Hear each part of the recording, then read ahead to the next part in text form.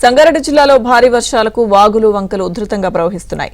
సింగూరు ఎడమ కాలువకు గండిపడ్డంతో పుల్కల్ మండలం మిన్పూర్ శివారు తుంచెరువులోకి వరద నీరు ప్రవహిస్తోంది. ఇక మరోవైపు జిల్లాలో 100 ఎకరాల్లో పంట పొలాలు నీట మునిగాయి. నాట్ల దశలో ఉన్న వరి పంట అంతా నీట మునిగిందని ప్రభుత్వం ఆదుకోవాలని రైతులు వేడుకుంటున్నారు.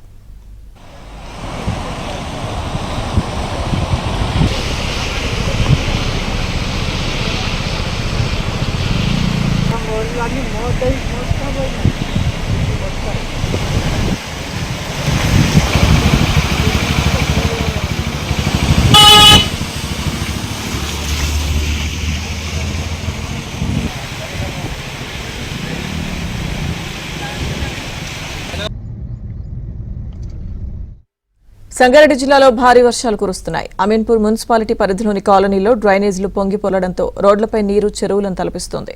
దీంతో రాకపోకలకు కాలనీవాసులు తీవ్ర ఇబ్బందులు పడుతున్నారు. అధికారులు వెంటనే జోక్యం చేసుకుని వరద ముంపు నుంచి కాపాడాలని కాలనీవాసులు విజ్ఞప్తి చేస్తున్నారు.